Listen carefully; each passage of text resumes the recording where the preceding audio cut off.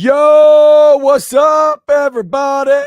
It is Thursday, March 14th. We're almost at St. Patty's Day, folks. And this is Snaps Live. Sorry, I missed you. I was pulling a QB1 and doing some golf the other day.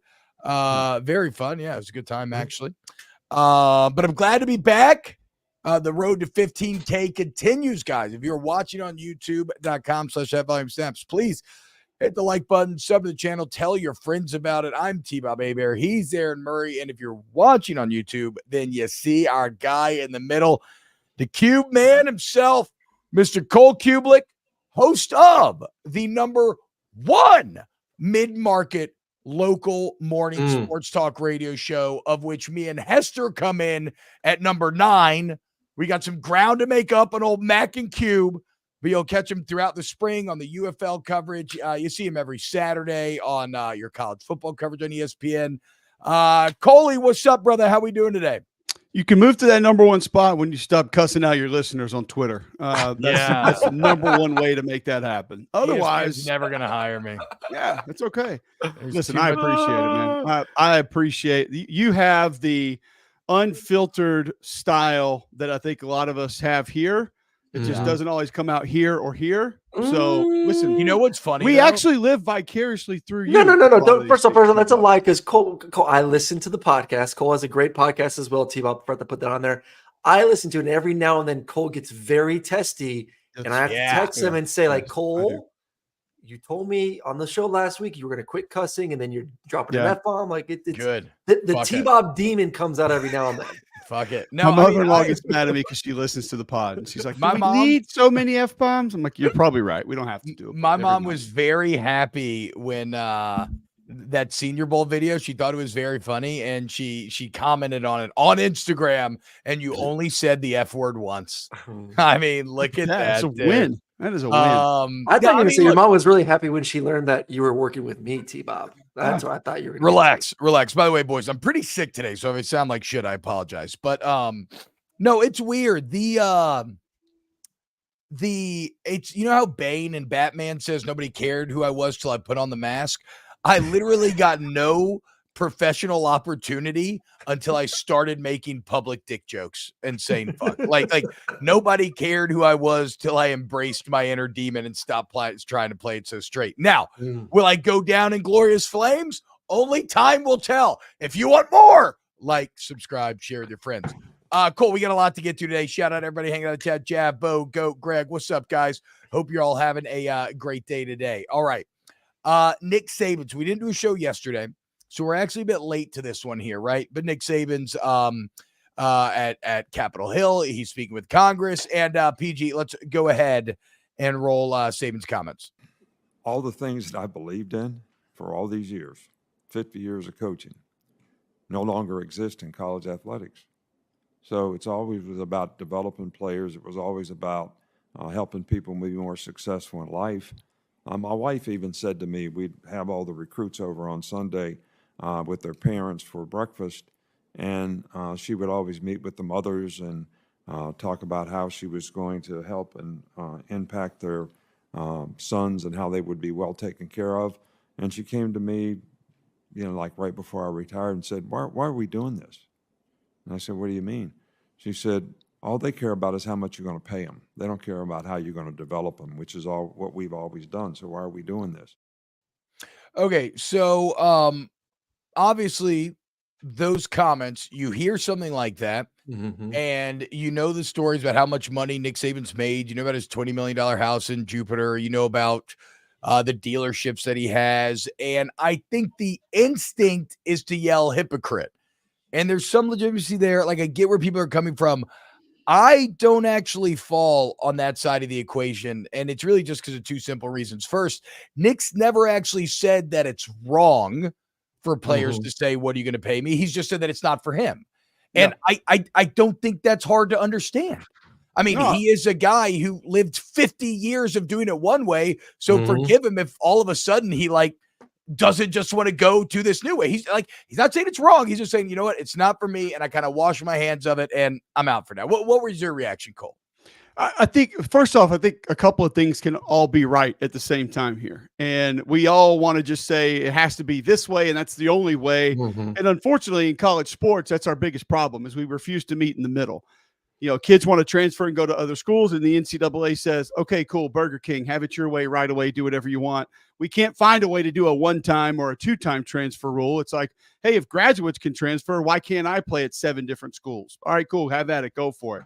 You want NIL? Let's open that door a little bit. Okay, just come up with a whole entity that collects money and gives it to kids for no reason to come play football there. Like and Coach Saban has said this multiple times. Like Bryce Young had a Nissan deal. He also said the other day, the most interesting thing that he said was Bryce Young had a Nissan deal and a BMW deal. Which how you get that, I want to know because that's big time when you can have 2 automobile entities going up against each other. Hey, Cole. See, Aaron doesn't get that. That is spoken like the real local. But I think we know how testy these guys get. He may get the automatic Nissan deal. He may get the automatic Nissan deal through the Heisman. Bro, Joe Burrow. There's a reason why Joe Burrow's not in the Heisman house, and it's because he has a separate car deal. Let's go. He can't get in that thing. Dude. Listen, as somebody who is on a morning radio show with dueling dealerships that represent the same company, I know fully how these headaches operate. Okay. And it can get like T-Bob said, it can get ugly in a hurry. Yeah. Nonetheless, you just stay out of it, crypto Aaron over there. Okay. This is what the working man has to deal with. Saban has said that he believes that what we refer to mostly as NIL should be distributed amongst the players. So if your collective has $8 million, divide that amongst the 85, they get that per year. And then when you go get your Gatorade deal or your Royal Buick GMC deal, or you get your place at your barbecue joint down the street, that's your NIL money. So I think he thought that's what it was going to be, and he was going to be for that, and actually was going to say, hey, let's help create value so you can go get a Roback deal. And that's going to be great for everyone because our recruits are going to see we have companies A, B, C, D, E, F, and G. You're going to have access to some of that too. That's what the sergeant at arms or whatever for Ohio State said a couple months ago when he's like, we're not giving money to these high school kids anymore, but we're showing them the deals that our guys have in place. I agree with T-Bob. It's just so different than what he came up with.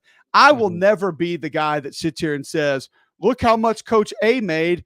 Players should get that too. Or coach can leave. Why can't player leave? Those are 2 totally different things. Did Saban get $20 million a year or $10 million a year his first year coaching? No, he was probably GA and just had a free place to stay and got to go eat at the cafeteria. So it's just very different. Like the qualifications to be a college football head coach are not the same as being a freshman college football player. Us 4 all know that. We've been through it, well, at least one side of that. We haven't been coaches. So we know the qualifications of what it takes. So I just think that he thinks it's mismanaged and it frustrates him. And when think how close they were to a national championship. Yeah. Now they might not have won the championship game if they get in, but they're inside the 5 with an opportunity to go play for a national title. And next thing you know, he's got half those kids coming into him saying, how much are you going to pay me? Are you sure I'm going to play? How much am I going to play? First string, second string? Are we going to rotate? Are we changing our defense? Whatever. And he's probably sitting thinking, hold on, like everything is in line to do what we set out to do, yet you're telling me you're not in. And he takes that as you're not in. If you're coming in looking for more money or more playing time, he doesn't think you're invested. So I think that's where the majority of his frustration comes from. So you obviously are, T-Bob said you're in the meetings with these coaches week in and week out. If you had to rank of we need to fix this in college football based on you and your conversations, is it more NIL focus or is it more transfer portal focus? Like what is the bigger demon of the 2? I think it's still portal because I think portal enacts what we reference. Again, it's not really NIL, but we'll keep calling it that. Portal enacts NIL to become a bigger part than what it is or could be, because a lot of the reasons guys are going into the portal is to see what their market value is. Yeah, sure. Many of them, not saying it's wrong to do it, but again, you're allowing guys to enter free agency not just every year. Keep in mind, multiple times a year if they want to. And I know for a fact because I was on one of the games that a young man almost didn't play because he was attempting to renegotiate his NIL deal in the middle of the season. And I've had other people tell me that they had similar. I mean, why do I care? I mean, this is just the free market at play here. Like, yeah, we might have been naive and tried to convince ourselves that NIL was going to be about earned advertising opportunities, but the market has quickly shown that fuck no, we'll pay kids to come play here. I mean, there's nothing more bipartisan on a state political level than deals that makes it easier to pay high school players. It's the most bipartisan coordination I've ever seen, and it's every state. It's Mizzou, it's Louisiana, it's Florida. Like, the market is clearly telling you something. And honestly, now I feel you. Like, I can also empathize with being a coach in this situation, feeling frustrated, feeling deeply overwhelmed, feeling like the football means less than it ever has, because it does. You're more of a CEO now than anything. So I'm not saying that it's building a team, T-Bob. You're not. Yeah. I mean, this is not a collection of mercenaries. Like, you're trying to build a team. Well, you're trying to, and a lot of these things are working against it. So, well, yes, well, no, but that's what I'm saying. But this is still just the free market at play. And if you want to fix it, you have to break off. You have to collectively bargain. You have to form some sort of union. You have to engage in the exact same thing that the NFL has done, and you have to give them TV revenue. Like, you're not going to be able to just take that collective money and say, that's what we're going to pay the players from, and we'll keep all the TV money. No, you're going to have to, like, if you want to stop the portal, the only way to do that is to form a CBA, which, again, and I'm not a lawyer. I don't know how, like, I don't know all the legal ins and outs here, right? But that's going to require giving them some of the TV revenue money. And then as a union, as a group, the players agreeing, okay, you know what? We'll agree to a one-time transfer and a graduate transfer if we get 50% of the TV revenue split equally. But in my opinion, that doesn't even touch NIL. How do you change pay for play? If I have a successful business and I want to give a 5-star recruit $1 million for 2 tweets, like, can't I do that no matter what? Yeah, but I would say at least even if they're getting that TV revenue money. But at least at that point, it's acting as real NIL. Yeah. Getting something in exchange, where a lot of this that we're calling NIL, it's just, hey, you're here, thanks, you're part of the program, here's your monthly check. Wait, so are guys not like, at least, I mean, at LSU, you tell me how many guys you see out there doing commercials, what I'm saying, posts and this and that. There's not a ton of it out there. No, at LSU, it's pretty prominent. So that's all I can. These guys are on salary through the collective. That's all it is. You are on a set salary that the money flows through the collective to these players, and they negotiate a deal through the collective. That's all it is. So here's the deal. Here's the deal. I still don't ever understand how you're going to stop that legally. I don't know what you just said. You can slow it down a little bit, though. I think that it's at its height right now. We're talking about collectives coming together for $15+ million deals at each university. Good. Fuck it. Pay the kids, I'm just saying, that number should go down. If I'm doing these, you don't think I wanted to make $500K in fucking college? Do you know how much better my life would be right now?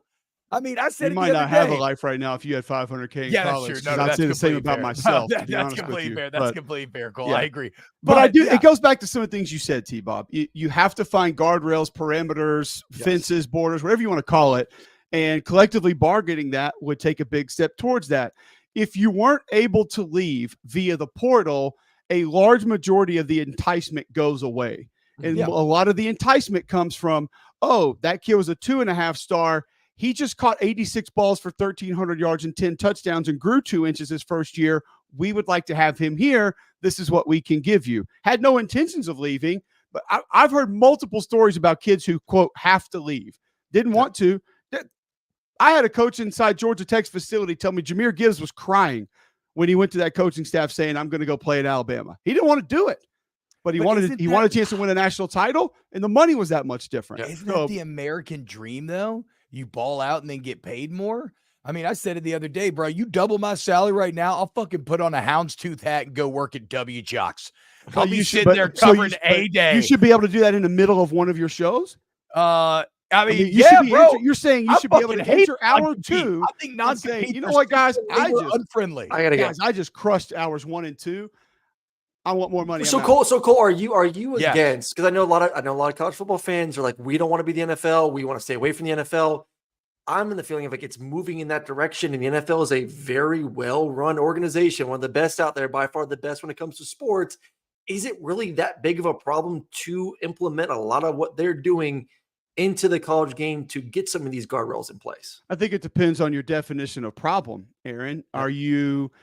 Do you just want to see good football? Do you just want to see the best teams play the best teams? Then no, it's probably not a problem at all. No. If you're like me and you still do believe in a lot of the fabric of college sports are the fans and are the fans' interest, and the interest is because either geographically they were raised rooting for that team, or their grandparents went to school there and they went to school there and their parents went to school there. And there's always going to be that rooting interest because, you've worn that tiger on the side of your helmet, or you've worn orange and blue your whole life, or you barked when the ball was kicked off the beginning of the game. Like, that's what you love and that's what you want to be. And then also, as Mark Drick famously said, and I'll always love this quote, there's enough to go around. So you can go play Southern, and you can go play Akron, and you can help float their entire athletic budget, which gives tons of opportunities to a ton of kids. Yeah. I'm pro opportunity. And I think the further we get down this path of employment and unionizing and all of that, it's going to be like, people don't realize it's going to be half the programs are gone. And I don't know if people don't want to believe that, or they think that's not real, but it is, and it's going to happen. And that's what I don't want to see happen. You start getting down this path of people talking about, well, I don't even care if they go to school, just make them employees. No. We're like, what are we doing at that point? No. That's not college football anymore. So there is a portion way down the road, Aaron, that starts to scare me. And I think when you start talking about kids not even going to school, but playing football somewhere, I do think that's when, listen, we've heard a lot of people threaten, I'm not going to watch that anymore. We can go back to the NFL a couple of years ago. And I said it on the radio, the things that you would have to do to myself and my family to actually make me stop watching professional football, I can't even share on these airwaves. And I'd still probably sneak and go watch it somehow. But I think that's when you would begin to really start to step into a dangerous area of people saying, you know what, I'm not into that anymore. Because let's be real. Even if the product's great, even if the games are better, more competitive, that's bigger for brands. People like us. That's for us. Yeah. Right. Okay. We're football nerds. The ratings keep going up, though, Cole. The ratings keep going up. And that's fair, stuff, right? Because right now, accidentally, college football has entered into the NFL calendar, where every single day, what are we going to do at the playoff? This kid's in the portal. This kid might go in the portal. Hayes Fawcett's got a fucking graphic for a kid that's considering going into the portal. All right. He might not even be in there. He's so every single day we have things to talk about. Realignment. How much is going to cost Florida State to get out? What kind of money is now going to be entering into the college football space? It's actually a better model than the NFL, completely on accident, because we have so much to talk about every single day. So yes, the popularity is spiking right now. Do I think it could continue down that path? I doubt it. Probably not. And then at what point in time is the middle of this sport that we love so much going to get fed up and say, no, it's not worth $2 million a year. We'll find something else and make our own playoff and go play somewhere else. And then what happens to it all then? I don't know. But I know that rooting for the underdog, people rooting for their schools, geographic prominence, conference relatability, those are things that have been important in college football forever. And we're getting further and further away from it. Are some parts of it cooler? Like, I love the fact that Texas and Oklahoma are coming to the SEC. Yeah. It's going to make it incredible. But also, that's probably going to kill another conference. We just killed a conference that had a ton of history, had national championships, had NFL players. We literally killed it. Like, we stabbed it and watched it bleed to death. So we're going down the path of doing that to even more conferences now. But here's the problem, is that what really killed it? Like, market trends killed it, right? All of this is just like us naturally choosing whatever we want to say. This is natural selection through our eyeballs and through our wallets that we are making this all happen. It's like that graphic that was making the rounds a few weeks ago about the viewership numbers. What was it? Like, well over 50% of viewership, I think, comes from like the top 18 schools, 13 schools, something like that. And we're talking about massive viewership numbers, but already that's hyper concentrated. And I'm with you. Like, we sit here every Saturday and I put like 8 games on these screens and I watch all of the college football that I can for like 12 hours straight. And so I love it. I love all the different levels of it, but at the highest level, let me tell you why people talk about ratings. Okay. This is why people obsess about ratings. It's not for you. It's not for Aaron. It's not for me. It's not for McElroy. It's not for Hester. It's not for Stinchcomb. It's not for those. It's not for us. Ratings are important for the people who may or may not watch something. That's why the Taylor Swift situation with the Super Bowl was so intriguing, because whether that was a 20 million, 50 million, 100 million person bump, a lot of those people were not going to watch that game, which I still don't understand what people are watching if they're not watching the Super Bowl. But there are those people out there. And if that can pull an extra 15, 30 million people in, that's a huge deal. It's not us. It's never going to affect us. We're watching Maction on Tuesday night against two teams that are sub 500. We don't care. We will watch it. Where ratings are important are people who, honestly, in their brain, have the capabilities to say, I'm not watching Michigan, Ohio State this year because I really don't care that much about it. That's why that's important. And that's also why it's spiking right now, because we're talking about it more than we ever have. Now, that might not all be positive conversations in certain people's eyes, but we are spiking because of that. Are you going to continue to get these spikes year in, year out? And are you going to continue to get the people on the fence actually watching this much college football? I don't know the answer to that. I mean, I think the games are good. I think they will. That's they'll watch the big brands, right? It's why you look at the highest rated games from every weekend, and it's the ones that involve the biggest schools. Nobody's watching LSU Southern, which, as you said, fun Southern, and it's I feel ruthless and cold-hearted, but like, bro, I kind of disagree, because it took us like 2.5 hours to get back to a hotel 3 miles away after that game. So LSU Southern was lit. LSU Southern at the game was lit. I mean, that's the Baton Rouge Classic. That's fun, but it's just I think, because like you said, like ratings, you know who else cares about ratings? The people who sell the advertising, right? Because they make more money. And so why are we joining together these brands into the Big Ten and the SEC to drive up ratings, sell more advertising? Everybody gets paid more. The players got to get paid out of it. So I feel like we sit here and we hem and we haw, but we're basically just dealing with a tidal wave. We're dealing with a natural natural force that is beyond our control in a lot of ways. So I want to ask this, God, I know Cole, you got to leave in a couple minutes. Last one for me. You've used the word peaking, and like this may be the top of the mountain for college football. Like, are we truly there? Because I listen to other shows too, and like there's a lot of people on different opinions. Like you listen to Joel Klatt, and he feels like we're at the dawn of the golden age of college football, as he always starts his podcast saying that. Like, are we at the dawn of the golden age, or are we at the beginning of maybe not the complete crumble, but some possibly dark times for all this change going on? I think they're, like you said, number one, Aaron, we are headed down a path to where we're going to get such good football and such mammoth brands facing off. I mean, the helmet games that we'll get over the next few years are going to be immaculate. So it's not just going to go away because of that. And then there's also people like us that are still going to be there. Like I said, with the NFL, it doesn't matter what you do to it. We're watching Auburn, Georgia. I mean, we're watching LSU, Florida. We just are, because we love it and we want to see what it's going to be and how it's going to go. I don't know. And the reason that I say that is because there has been so much change in the fact that let's just quickly look at the playoff. We have not played a regular season game in a season that entails a 12-team playoff.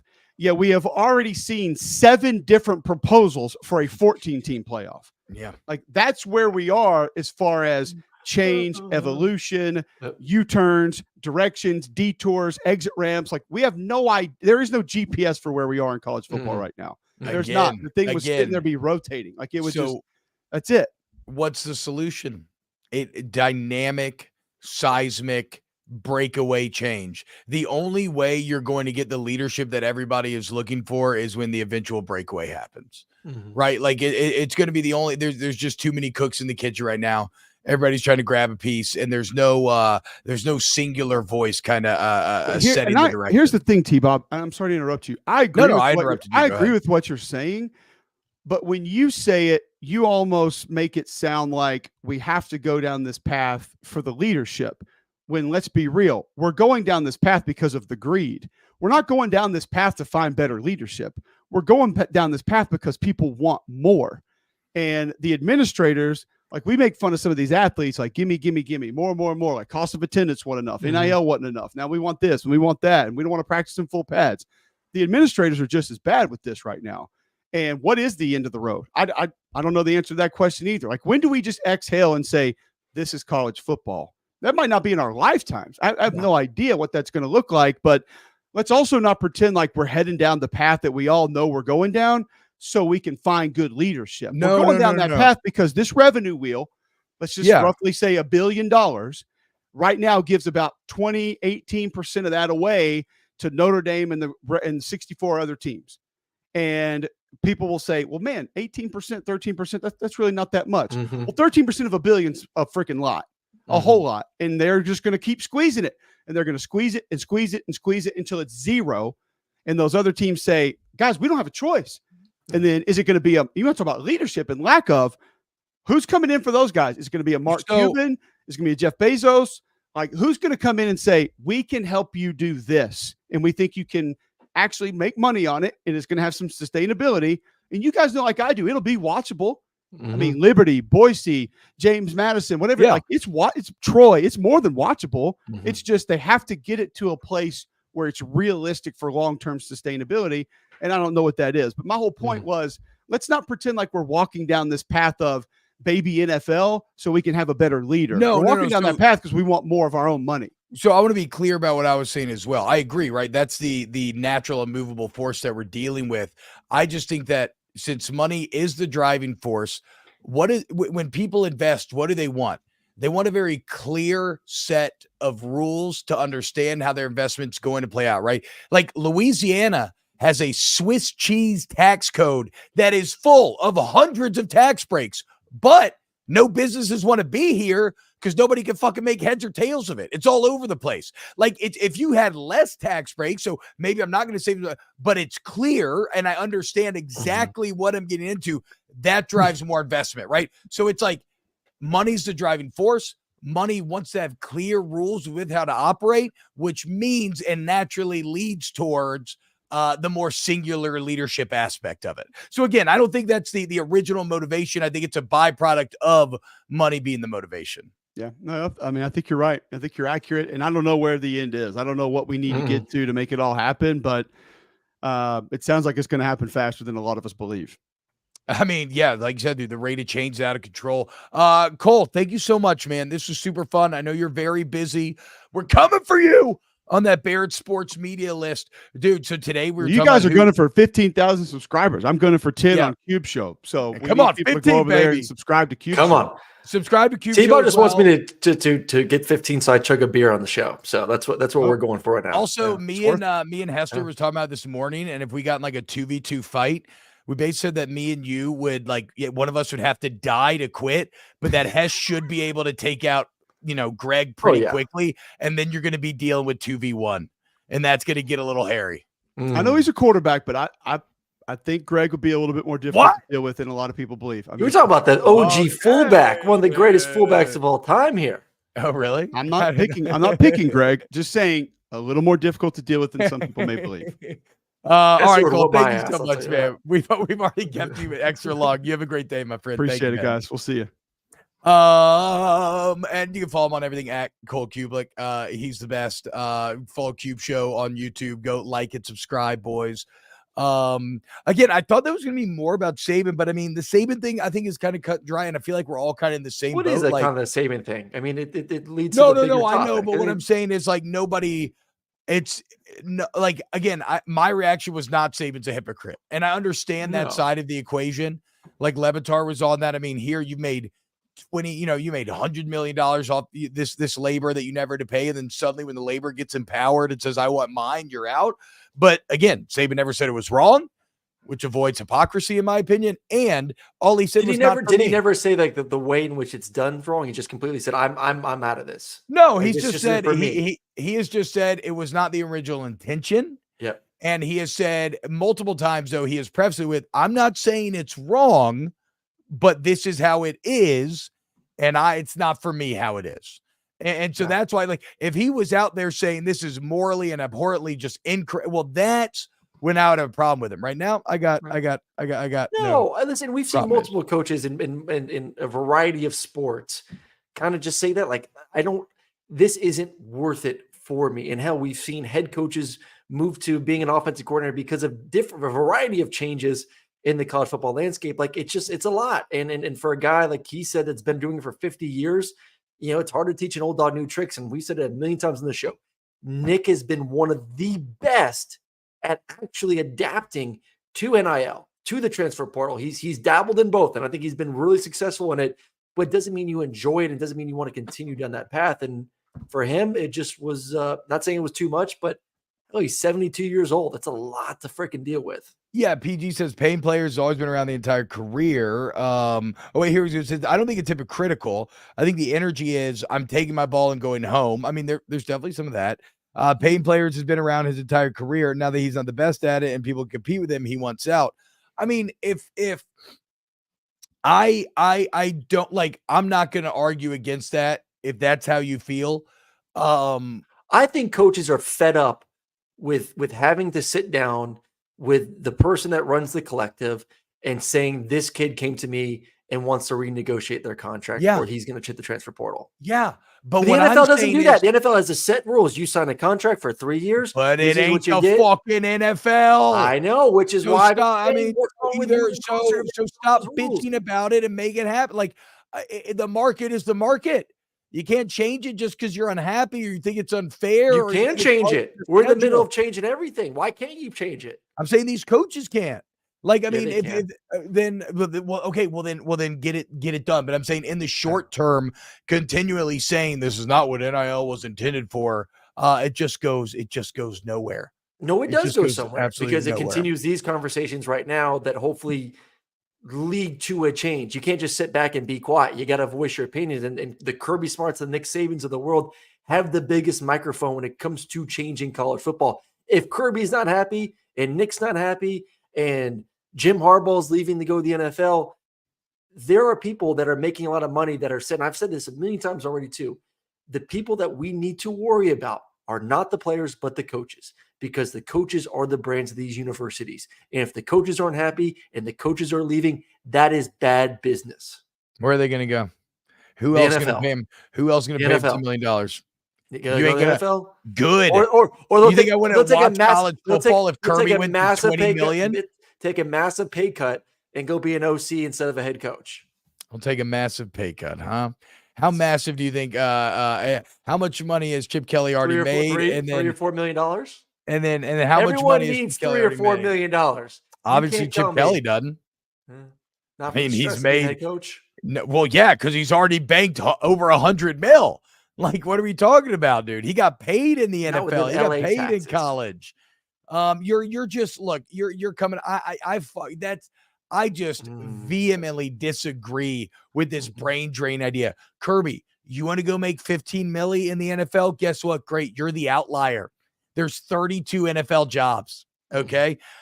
Are Georgia fans still going to watch if the Silver Fox, by the way, we got to talk about Kirby's silver hair, but are Georgia fans still going to watch if Kirby isn't in the league? I mean, if he's not at Georgia, or are Bulldog fans just going to stop watching? Are you going to stop watching? They're not going to stop watching, but they're not winning championships because they don't have the head man. That's less money going into the program. That's a Georgia problem, not a sport problem. But that's a Georgia problem. Once again, that is a Georgia problem. There will always be a champion. So what I'm saying is, miss me with this fucking red herring, like, well, the coaches, the good town, the coaches are going to leave. No, they're not. Yeah, because they're college coaches. They can't leave. They fucking can't leave. They can leave.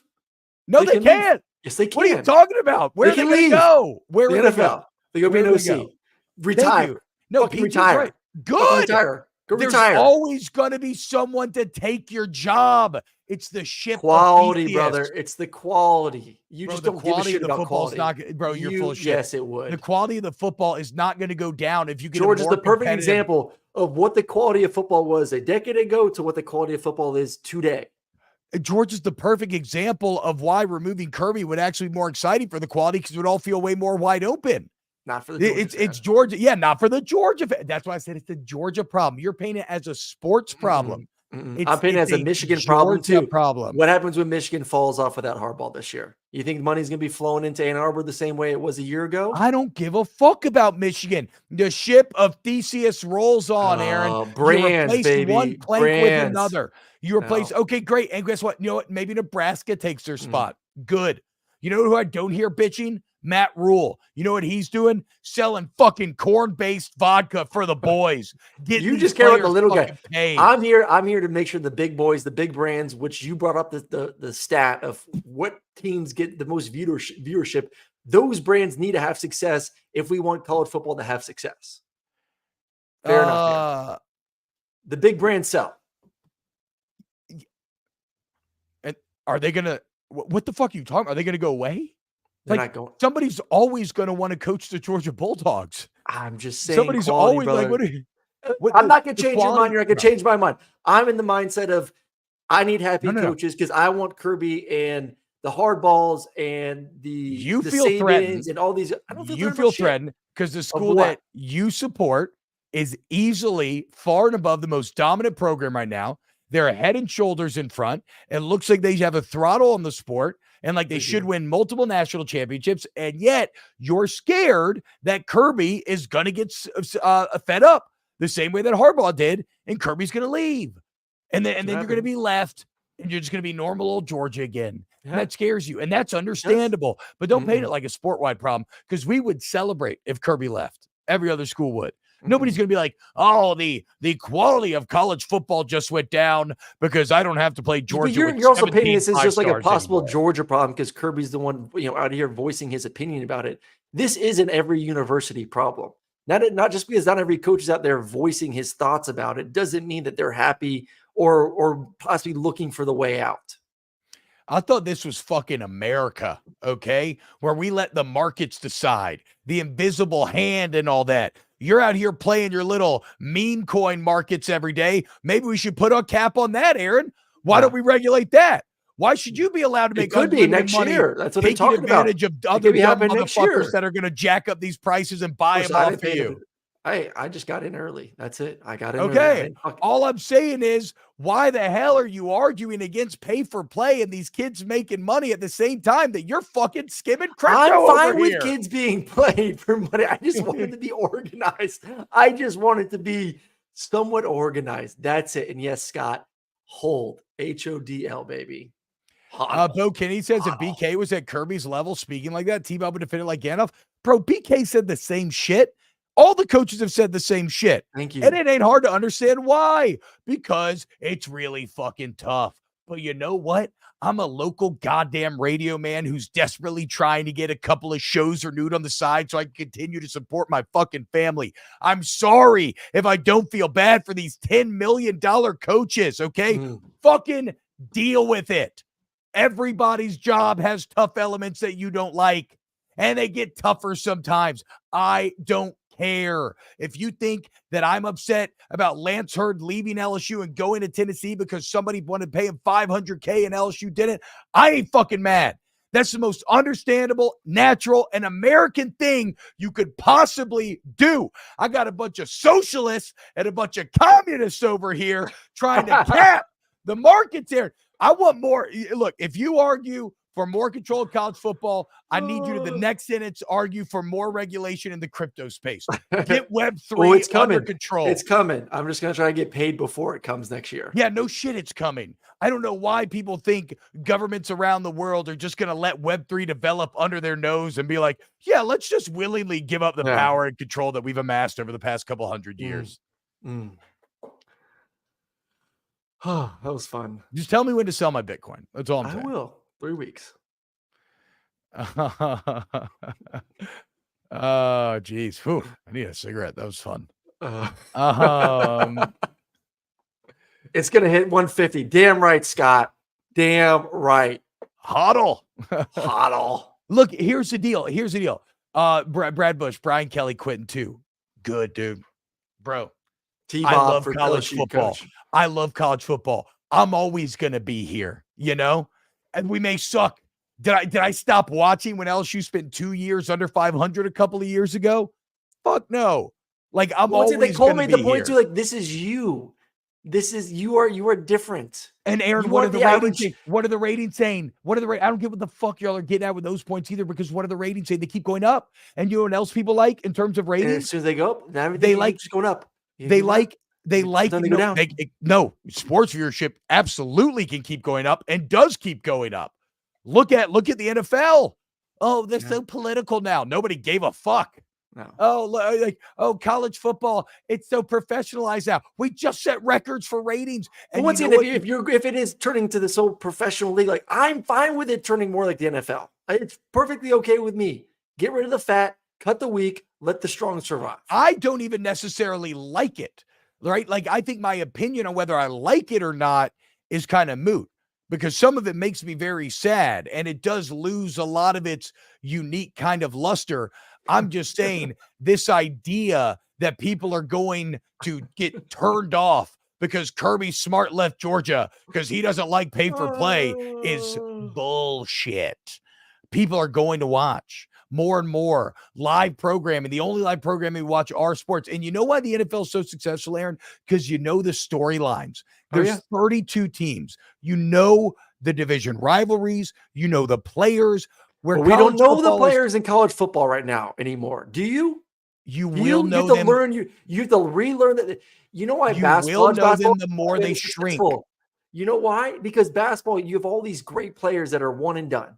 And it's hard to fall in love because you love a player, then he's gone the next year. College football, you get to see these guys go from a redshirt freshman to a senior to an All-American, a high school. You're never gonna know the college players. You're never going to know the college players. You don't even know them now. You did. Yes, you did.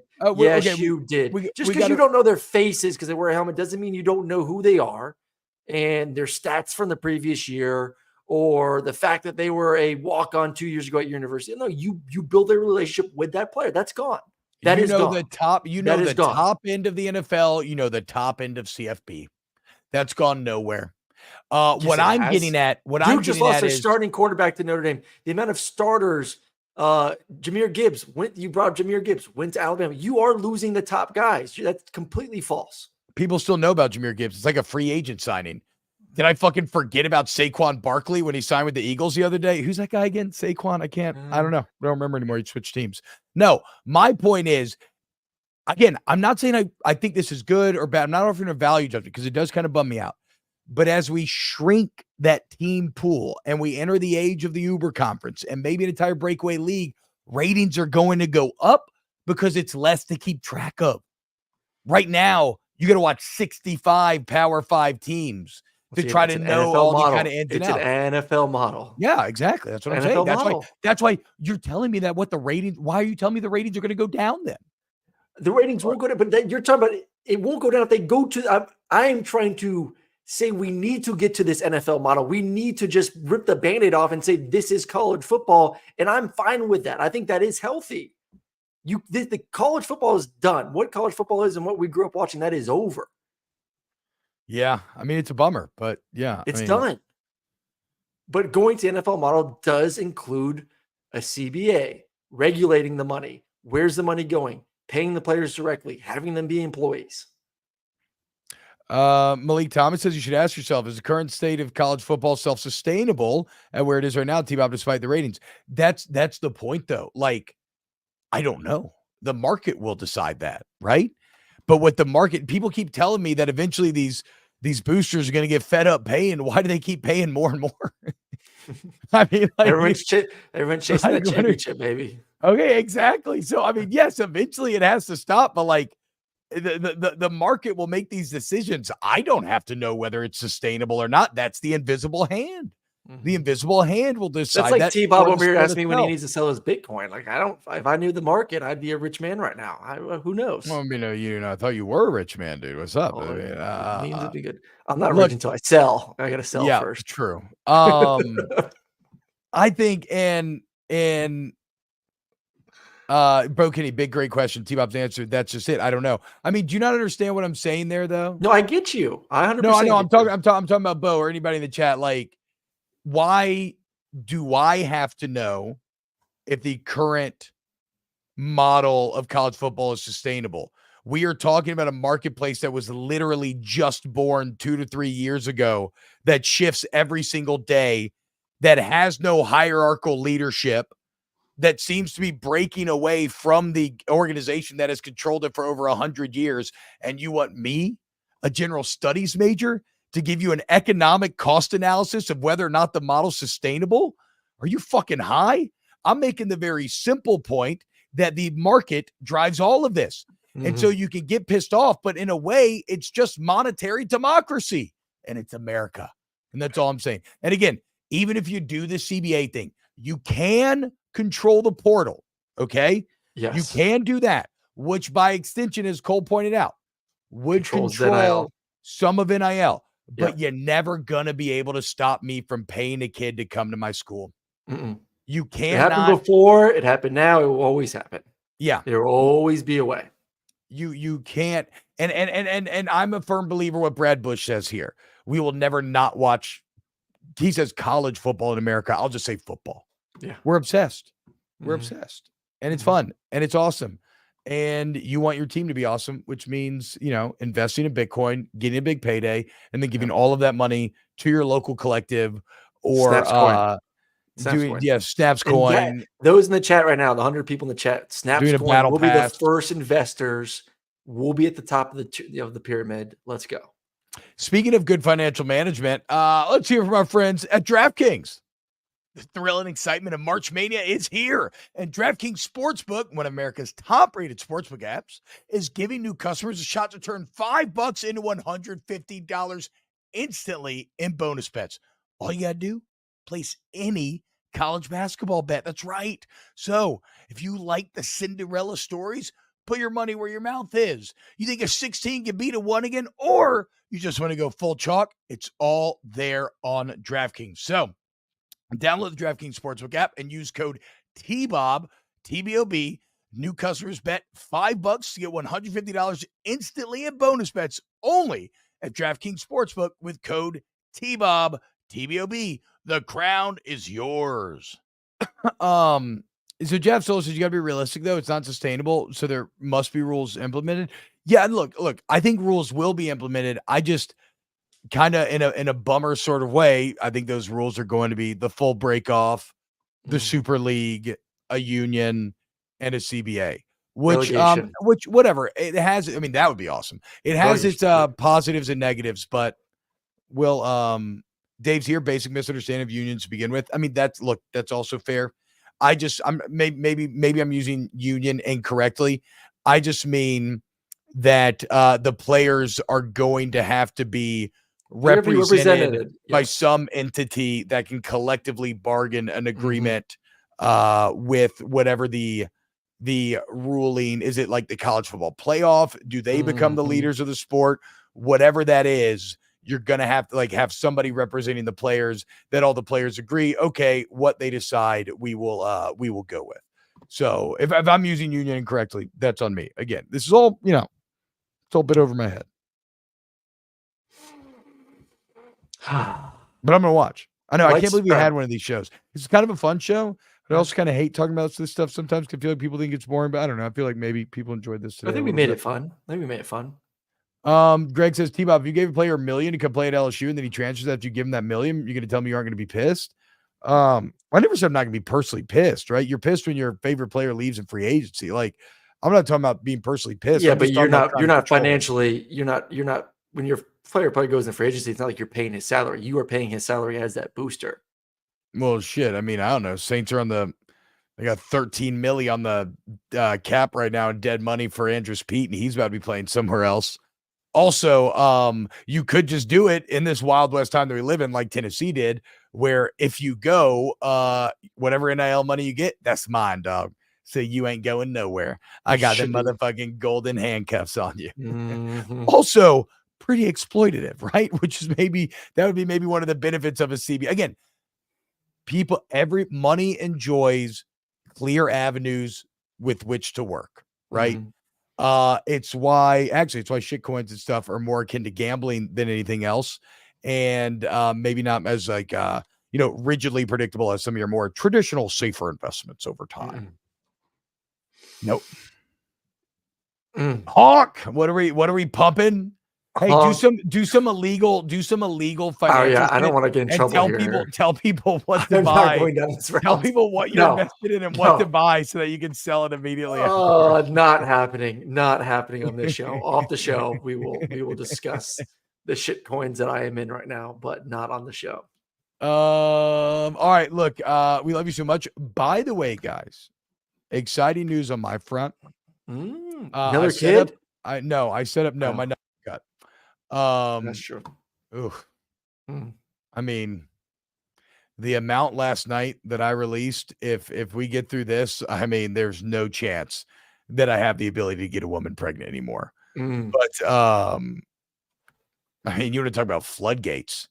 It felt like it felt like my own NIL laws were repealed last night in many ways. Whew, been building it up, dude. Anyway, I have OBS, I think that's what it's called, now set up on this computer. So I am figuring out how to stream. I want to start doing some test streams. I'll probably do them on like my personal channel because I don't want to fuck with our algorithm here. But this is all in pursuit of getting the NCAA streams ready to go. I need to get going on that then. Come on, you gotta teach me. Don't leave me behind. Well, my best friend who lives in Georgia, who sent me over my computer, built it, and did this for me, said he will come over to your house. He lives right by you. Oh, and nice. He said he'll come over to your house. Dude, I'm streaming the game when it comes out, so let's go. Yeah. And he'll get you set up with whatever you know. Maybe you take some of them shitcoin earnings and you buy yourself like a badass PC. Yeah, and and it's a business expense. Let's go. Yeah, there we go, dude. AK, I turned it off for a second, came back during the middle of whatever that was. I don't want to know. LOL. Yeah. All right. Well, hey, look, we love y'all so much. Thank you all for hanging out with us. It's super fun. I missed you, Aaron. Glad to be back. Glad the golf game went well. We're going to be previewing a ton of spring football, reviewing a ton of spring football next week. So to get some, breakout players for 2025 and whatnot.